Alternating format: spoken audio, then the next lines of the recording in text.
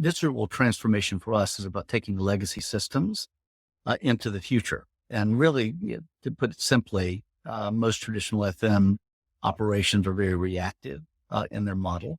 And the future state to digitization and centralization, to your point, your question, Jeff, is about becoming more proactive in an always on mode, a common platform, and be able to really deliver automated, interconnected systems to really reduce the human in the loop time with unnecessary responses, and to drive, a greater sense of quality and a better user experience. Welcome to Connected FM, a podcast connecting you to the latest insights, tools, and resources to help you succeed in facility management. This podcast is brought to you by IFMA, the leading professional association for facility managers. If you are ready to grow your network and advance in your career, go to ifma.org to get started. Today, we're sitting down with industry-leading experts Matt Dawson, real estate engagement leader at EY, Edward Wilson-Smythe, Director of Digital Innovation at AlixPartners, Dr. Jake Smithwick, the Associate Professor at the University of North Carolina, Charlotte, and Jeffrey Saunders, the CEO at Nordic Foresight. Together, they discuss the concrete first steps you can take to navigate the digital revolution successfully. Now, let's get into it. Join us on October 10th in Boston for IFMA's Deep Dive, Digitize Your FM Operations, a one-day immersive event. Unlock the power of FM technology, procurement, and change management to create a future-ready organization through digital transformation. From strategy to implementation, you'll gain more practical knowledge on selecting, procuring, and leveraging the right technologies for your facilities in one day than you would with hours of independent study. Space is limited. Reserve your spot today at deepdive.ifma.org.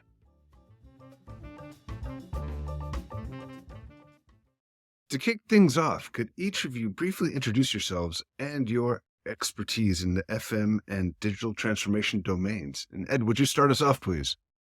Thank you, Jeff. Hi, it's Edward Wilson-Smythe. I'm a Director of Digital Innovation at AlixPartners, a management consulting firm. A lot of my work focuses on the emergence of connected communities and connected spaces where these communities live and work in. And the buildings being a large part of the built environment that communities occupy have been a focus of my work, all the way from efficient building all the way to ESG aspects of facilities management. So I'm glad to be at this podcast and looking forward to a great conversation. Jake, would you introduce yourselves to the audience, please? Sure. Thank you so much, everybody. I hope you're doing well today. My name is Jake Smithwick. I'm a professor at the University of North Carolina in Charlotte, in the United States. And a lot of our work and our research focuses on technology and how we procure and buy that technology. It's interesting, many times when we think about technology, it's really an organizational change of it. It's how do we go from one state to a different state, and using the technology to enable us to do that. It's a lot of fun. It's a lot of challenge. And I'm excited to be here today. Thank you. Fantastic. And Matt, last but not least. Very good day, all, and thank you for having me today. My name is Matt Dawson. I'm the Global Operations Leader for our Real Estate Services Group for Ernst & Young. I've been with E&Y for 24 years and a practitioner in FM, administrative services, and real estate that entire time. With regard to data domains, our portfolio stretches across 151 countries, about 750 locations, and part of the responsibilities in my portfolio is to be the data steward and data domain leader for real estate and FM. Part of what we do is managing both a central-led operation relative to real estate services, partnering with a decentralized FM function. So having centralized services and decentralized services and the opportunities that we're all facing together is something we're looking forward to exploring together in the deeper dive. And of course, looking forward to the conversation this evening. Fantastic. You were also chair of IFMA for a few years previously before, correct? Yes. I had the privilege of leading for a short period of time. Yeah. Fantastic. Well, welcome all of you to this podcast.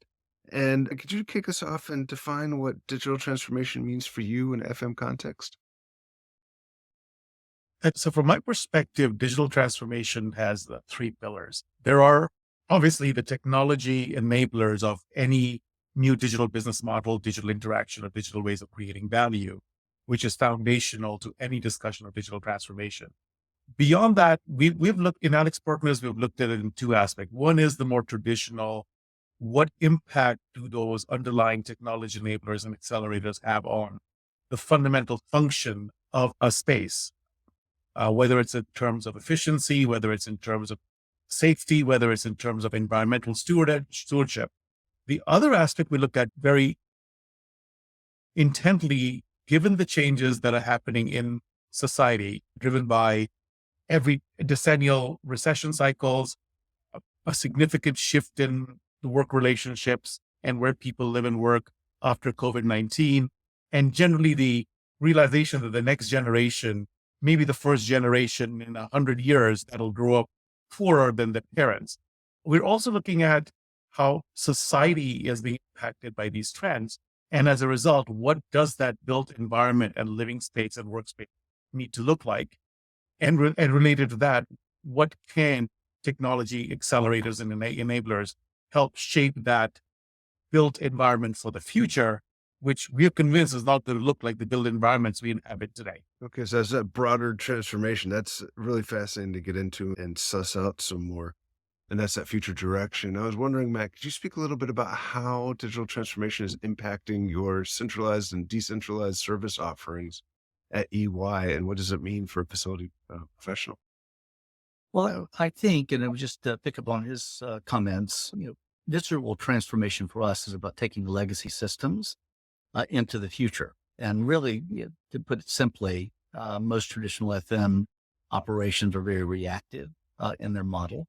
And the future state to digitization and centralization, to your point, your question, Jeff, is about becoming more proactive in an always on mode, a common platform, and be able to really deliver automated, interconnected systems to really reduce the human in the loop time with unnecessary responses, and to drive, a greater sense of quality and a better user experience. I think overall, the drivers for us is keeping the user in mind first, obviously cost, safety and security and sustainability. So the framework inside, much like the pillars that were referred to earlier, so I thought that was a wonderful capture point.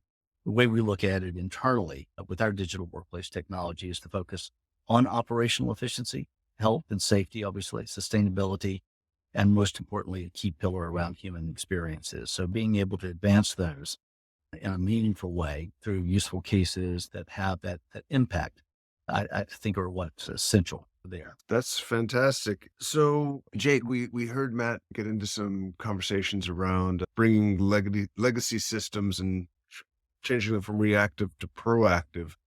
And that requires a good deal of acquisition of new systems, setting new requirements on vendors.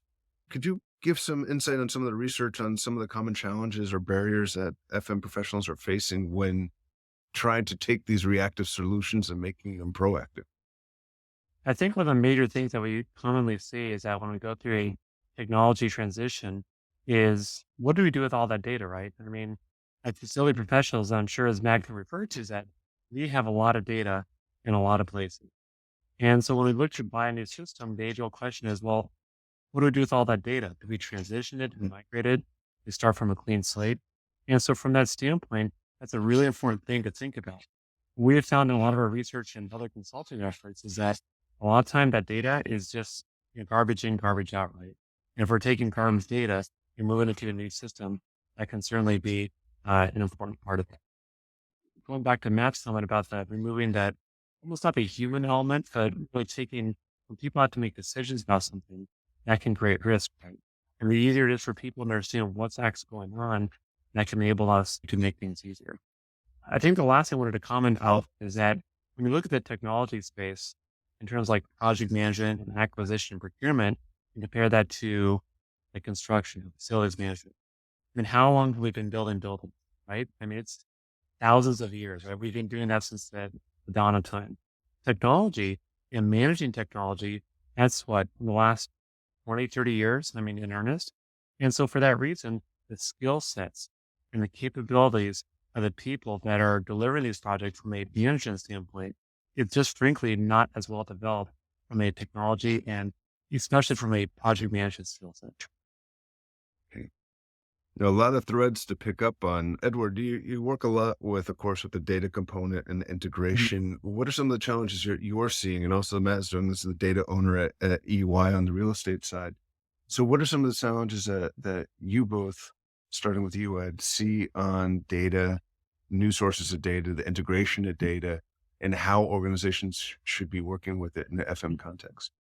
Yeah, I think the biggest challenge we see is irrational exuberance around digital transformation and innovation. So there's a lot of every one of our clients, and frankly, I spend about 5 calls a day telling my own colleagues that we need to be the adults in the room. Everything is not generative AI. So data is similar. Data and analytics are similar. 90% of our clients do not have adequate data. Let's forget about good data and structured data and usable data.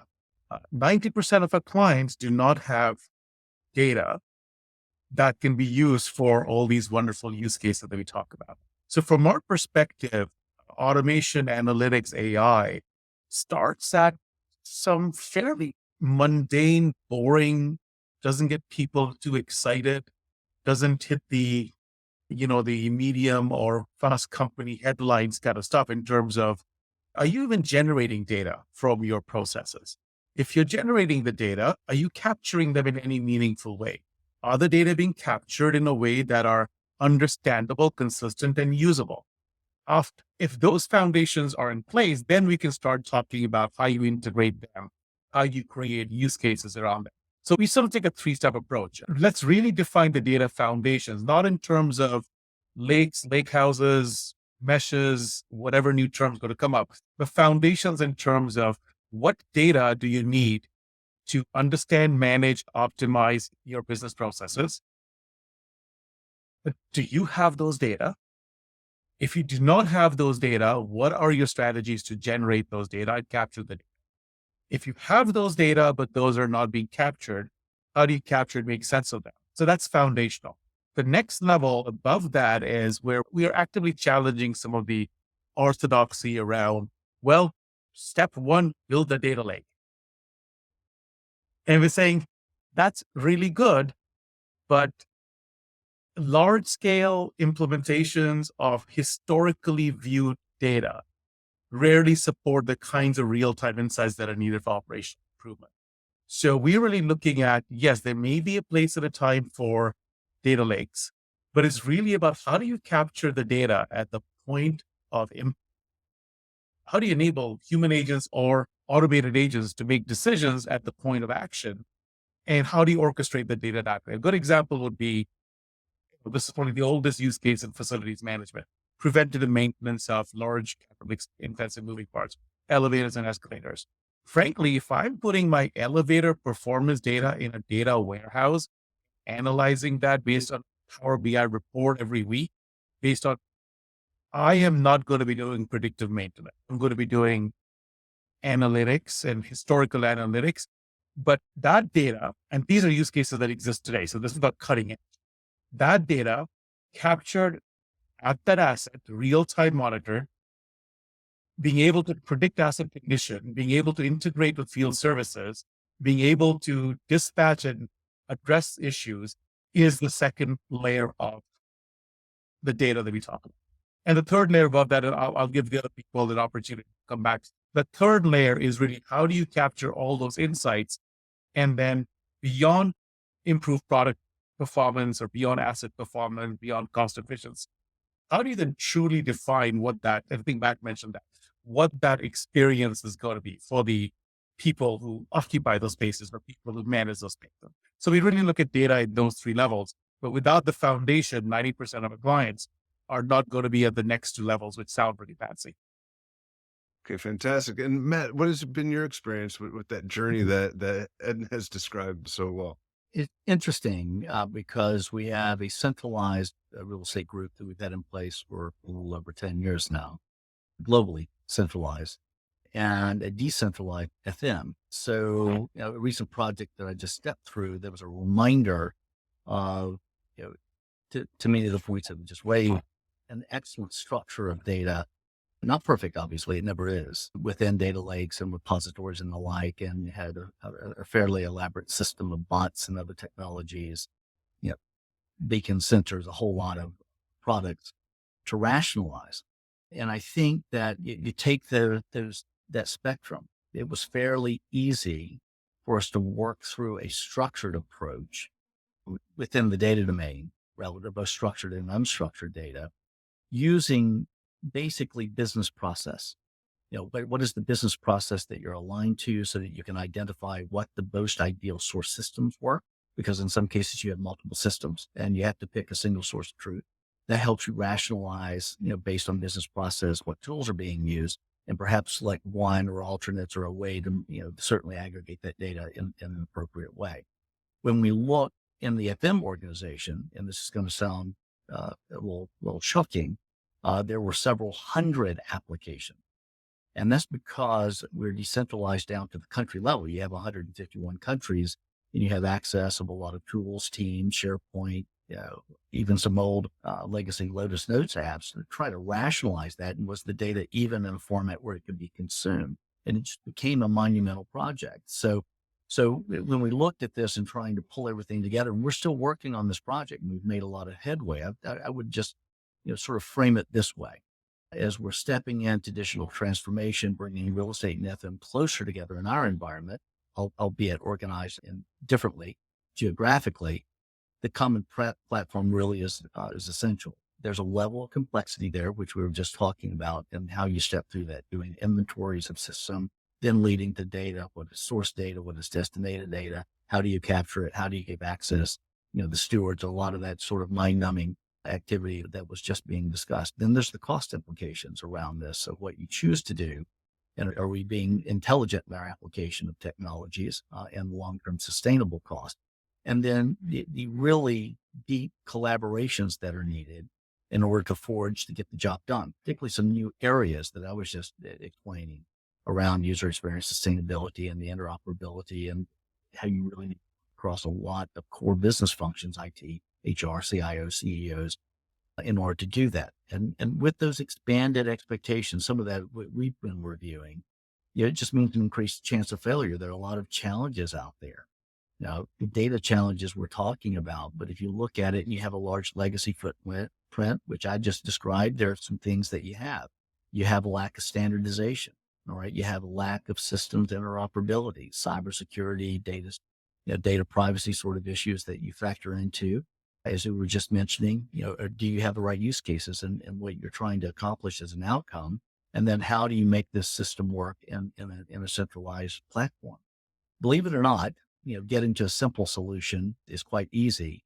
The roadmap, the homework, and the effort to get there can be a little daunting. And you want to be, smart about it. You don't want to eat the elephant in one sitting, for sure, depending on the scope and scale of your operation. That was a fantastic overview of kind of the challenges of integrating all these different elements in a centralized function with a decentralized execution, trying to bring that in to create some common set of standards that you can actually have something that is relevant and usable across the organization. So I see that's quite a large and daunting challenge that I think is probably taking longer than you guys expected that it would take at the beginning of the journey. Indeed. Jake, any reflections on the comments that Ed and Matt have had around the data component from the research that you've been doing?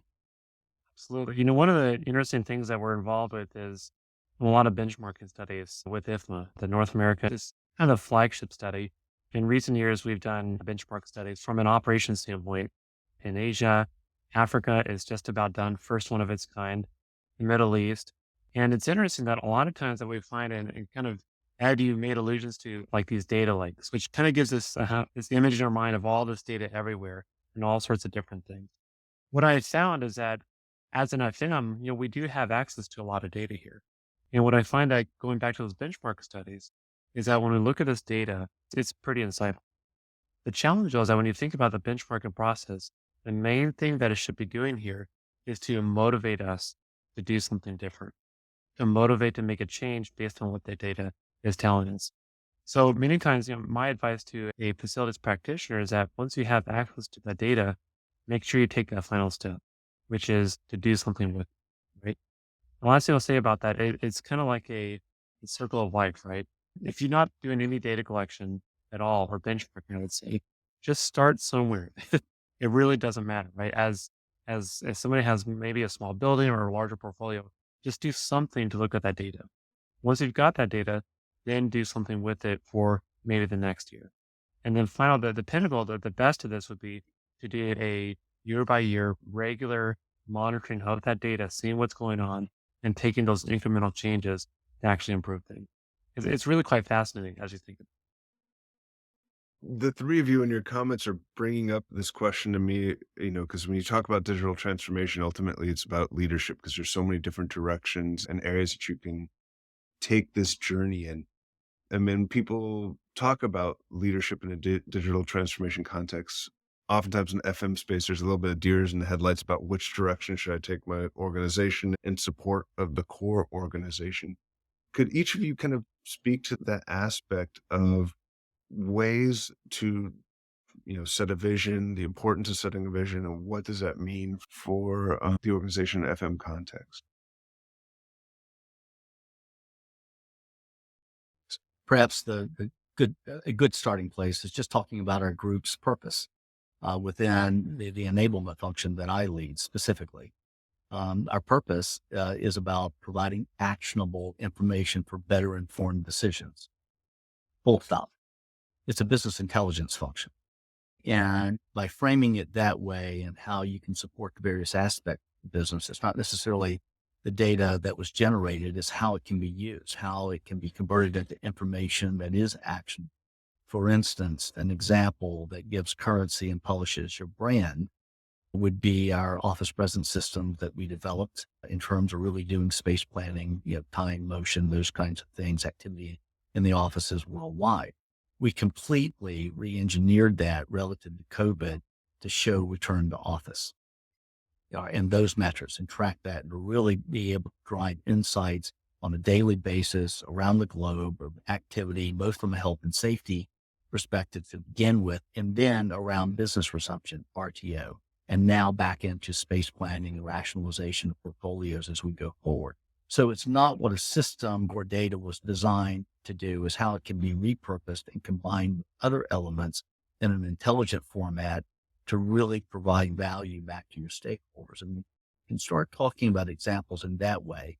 Then you get the currency behind it. Then you get the support. Then you find the foundations because you're producing something of value. And I think if you're looking at it from those lenses and really transforming FM to really tell your story and creating more of a business intelligence function that feeds back in to the various groups, which you have a reciprocal relationship and a growing partnership, whether it's with finance, procurement, and the like. I think that perhaps that's something to consider, is certainly the approach that we've taken. Okay, so that fundamental question about how do we drive value for our organization and for our members. Ed, reflections on that. Yeah, so I'm going to say something that may sound a little controversial. Vision is overrated. Companies do not add value by creating visions. Companies add value by doing tangible things that make an impact on tangible business metrics. So our focus very much is that any activity has to be tied to driving a tangible action to result in moving the needle on a tangible business metric. And very often, as long as we are prudent around the design and the architecture so that we're just not creating endless silos of point solutions, which happens as well, it's very easy and pragmatic to get started to solve some simple fundamental problems and bootstrap our way over there. I was talking with a client today and the discussion of, well, why should we wait until we have a vision done? I said, well, you never have a vision done because you've been working on a vision for the last 2 years. So why don't we just do something? And that bias for action would be take either the most impactful or the most noisy or the most squeaky wheel and find a way, to Matt's point, get the right data, get the right insights and try and solve that problem, as opposed to, PowerPoint theater that we very often see when consultants get involved. So I'd say vision is a lot less important than action. I'd even go far as to say intelligence is a lot less important than action. Getting a dashboard of finance doesn't save a cent of money other than finance shouts at people to cut costs. So I'd much rather have an initiative that allows a field service agent to be deployed proactively before an elevator breaks down. And I'd much rather have information that modulates building temperature depending on occupancy levels, as opposed to merely giving a report of what the building carbon consumption was to some ESG bureaucrat. So our focus would be very much on saying, let's identify specific, and whatever those metrics are, safety, cost of assets, asset uptime, carbon footprint, energy usage, whatever those metrics are, let's find practical solutions to move the needle towards a better point than we are today. And a lot of our work is focused pretty much with that philosophy. Okay, fantastic. Jake, any reflections on that? One key thing here that we've seen, one of the questions that research study we undertook a couple of years back is, why do change events succeed versus not succeed? And again, going back to IT, anytime you're buying or acquiring some sort of new technology, it's really a change event. So we took on this research study to look at what is successful, what makes a change successful, and versus not as successful. So we collected a bunch of case studies, projects that we had worked on, other friends of ours that have worked on. We collected about 600 case studies, detailed case studies about what happened in those different events. And what's interesting about that, one of the number one things that we found was directly correlated to a successful change of doing something different is a change agent. Now, when we think about a change agent, what that person is, that inside of the organization, they're seen as a peer to the people who are affected by that change. And across every single thing that we looked at is having those key change agents on site that are rallying the troops, motivating the troops to actually adopt the solution by somebody seen as a peer to them, not as somebody who's on high saying, "You shall do this," but rather as a peer is very successful to actually make those changes. The other thing that on the other side of it is, what doesn't make a change successful? Again, almost every single event we looked at is, if you want your change event to fail, make sure you send an email about it and then have a marketing pitch about it, like a PowerPoint, right? Which is kind of funny because a lot of times that's how we do it, right? And so I know this is kind of a different perspective here, but putting some of that practical perspective from what we've seen is, we got to focus on what makes a difference. And last thing I'll say about that as well is that when you think about what motivates people to do something different at the end of the day, it's not the data. It's not like, well, look at this, will save us a bunch of money, right? You have to tie it to, it's not sound kind of weird, but we have to tie it to either the pain of what they're currently doing, personal pain, or their pleasure aspect. And it really kind of gets to psychology, right? The human aspects of the human dimensions of what are people thinking about, and how it can go to either the pain side of it or the pleasure side of it to motivate people to do something different. Because at the end of the day here, if we ask ourselves, can we actually force people to change and to do something different? Right? I have a couple of kids, and I will tell you, personal experience, it's really hard to get people to do something different. Matt, reflections on that as you're driving this kind of change, and that you're managing different challenges. Again, that centralization versus decentralization aspect. When you have centralized corporate real estate function and a decentralized FM function, I'm sure you're dealing with change on a regular basis as you meet the standardization versus, hey, we've always done things this way here.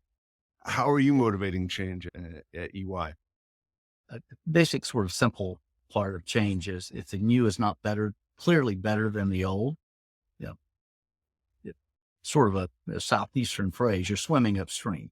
Culture eats change every day of the week. And so clearly, whatever you're operating on, it has to be clearly better than the existing system. And if it's not clear, there has to be a mandate to understand why you're driving that change forward that everyone can rally around. Much of what we do is self-determinate when you're dealing in an enterprise situation, and a part of change, and to really build consensus, you've got to have a fundamental trust. All right. And that trust leads to a point where you're going to minimize the conflict or the disruption that's around it. And then by doing that, you really can clearly show that folks will remain autonomous and to be able to do and be able to execute, which is really the point of what you're doing. So if you think about that autonomy and you think about how you achieve it, you've got to build trust That trust is through providing an insight or a solution that is clearly better than the old, making things easier, removing friction, streamlining, really making things better for the end result. And if that's not the case, you really should step back and understand, because you're going to need that. Otherwise, you're going to find conflict.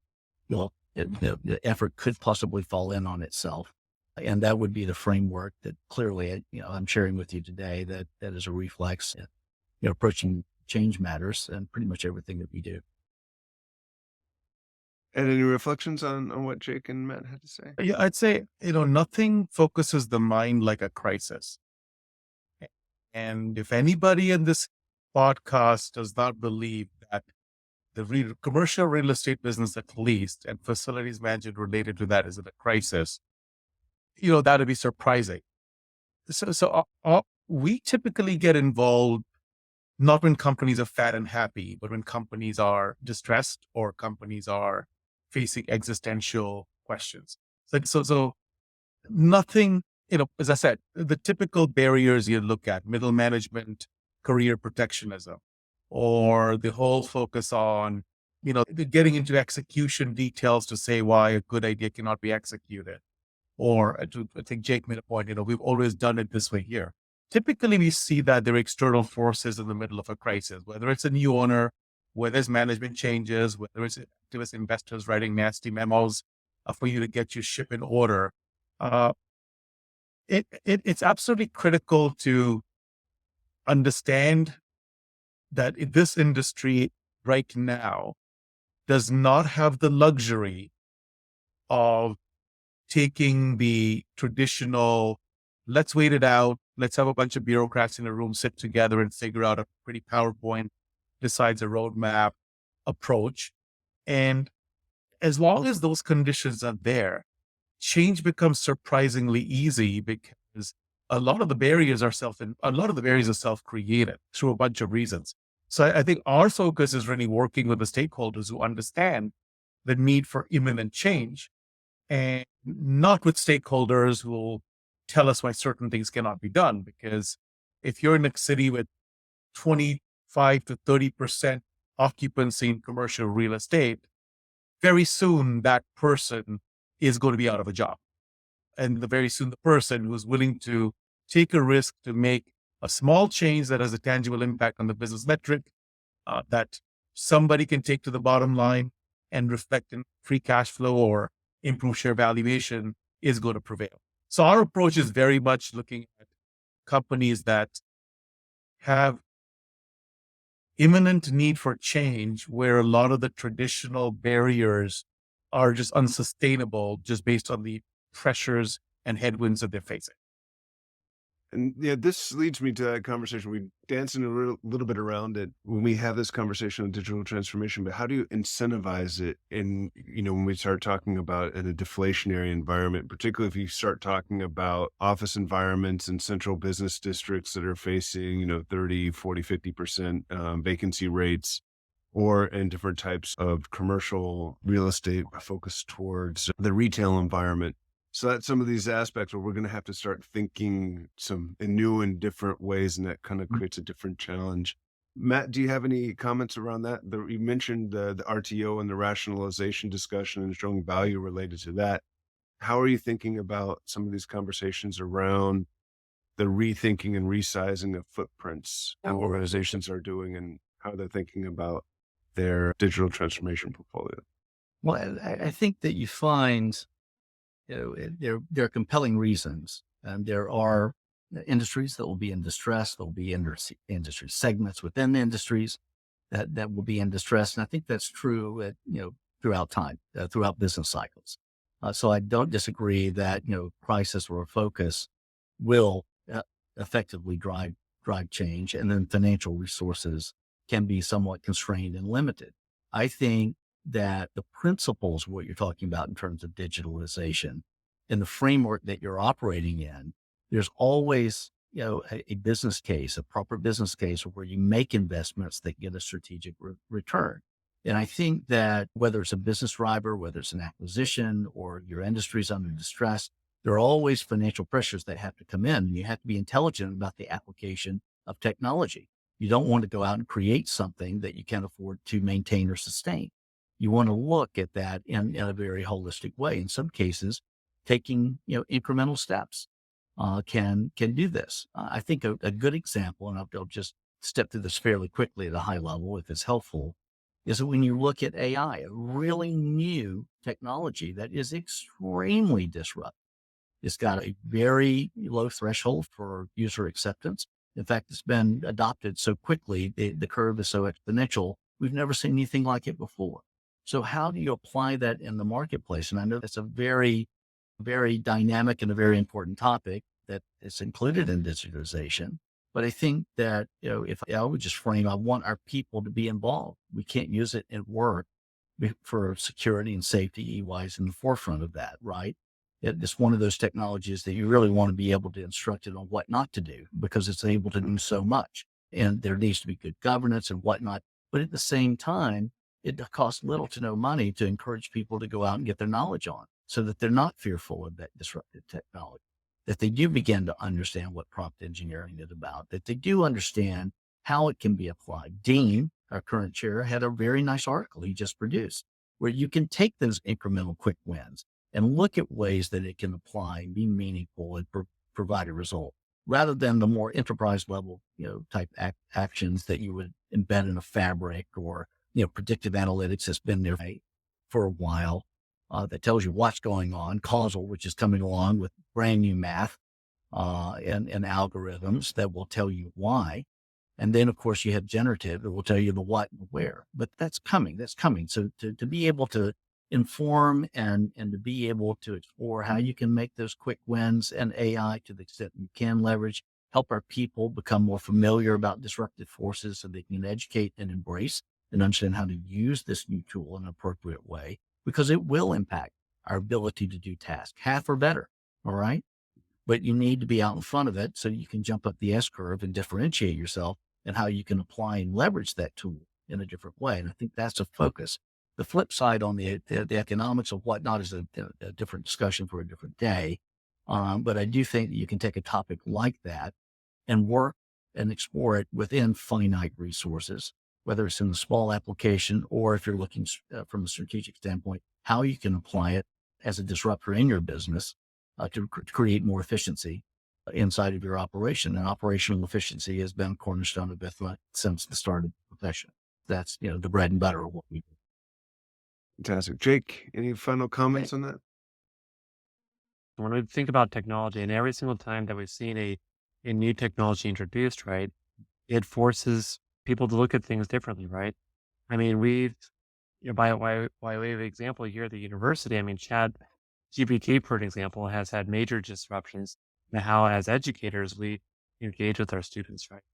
But broadly speaking, that as an industry, facilities professionals, and looking at this new technology here, the main thing that I think about is being early to adopt something is good, depending on what that is here. But again, how many times have we seen other technologies come in and we start getting on the bandwagon only to realize, well, this doesn't make things easier, right? I mean, you go back decades ago, that technology was meant to save everything from like a construction drawing standpoint, right? And the technology and its ability to do some things that it's meant to do really hasn't come about yet. Ed, last reflections before we sign off for today. I mean, very quickly, I think digital transformation can also help recessionary industry that's facing significant headwinds. If we focus the effort single-mindedly on cost reduction, which I know is not as exciting for all the digital transformation people out there. It's always about creating the next Uber or creating the next whatever. But the reality is that there's significant costs that can be taken out of the built infrastructure that we have today across all levels, whether it's maintenance, whether it is environment, whether it's energy, whether it is safety, security, people costs. And we've shown ROIs on all of those related to just driving costs out. I think a lot of focus on innovation in this industry has necessarily got to focus on the boring stuff, because distressed industries, yes, need innovation to redefine themselves, but they cannot redefine themselves if they do not have free cash flow to invest in that redefinition. So I'd say take that pragmatic approach to look at where can you drive the ruthless cost savings through automation, through predictive maintenance, through predictive energy consumption, and then look at how can you then rethink the purpose of a building. A good example is New York City. The two headlines in New York City, anybody picks up any newspaper of any political bent, is that there is record high levels of office vacancy. And Hudson Yards looks like a ghost town. And there's record high numbers of people in perilous housing situations and unhoused people and undocumented workers who are having trouble with housing. We haven't seen too many leaders beyond speaking to the press and scoring points address an obvious demand supply situation that technology innovation can help. However, we're not focused on the immediate things that will help a distressed industry, and we're not focused on a long-term redefinition of what that industry looks like. And that leaves us in this mushy middle of data analytics, dashboards, plans, etc., that don't address the two foundational crises facing this industry. One, the current cost structure and the current built infrastructure is unsustainable for the social and economic patterns of today and in the near future. That's not changing. People are not coming back to work at the same levels as before, whether companies threaten it or whatever they do. The second is that there is an immediate need to reimagine what these built spaces what role these built spaces can play in a society that's evolving in the future. And I think we need to address those two things in addition to this mushy middle of data information, dashboards, et cetera, to have a true impact of digital innovation in this industry. Fantastic. Unfortunately, we've reached the end of our session today, and it's been wonderful to have Ed, Jake, and Matt join us. Thank you all for taking the time out of your very busy schedules to share your insights and information on this topic. And if you're interested in having greater insights and really focus on the topic, please join us on October the 10th in Boston, where we're doing a deep dive on how to digitize your FM operations, where you can hear directly from Ed, Jake, and Matt, and from a great deal more subject matter experts on this field as we really dig in deep about how we could digitize the operations and focus on what really drives value for your organizations. And with that, thank you all very much for your time. Thank you. Thank you. Bye. Take care. Cheers. Thank you so much for listening. I hope you really enjoyed this episode. And as always, please don't forget to rate, review, and subscribe to the podcast for more incredible content.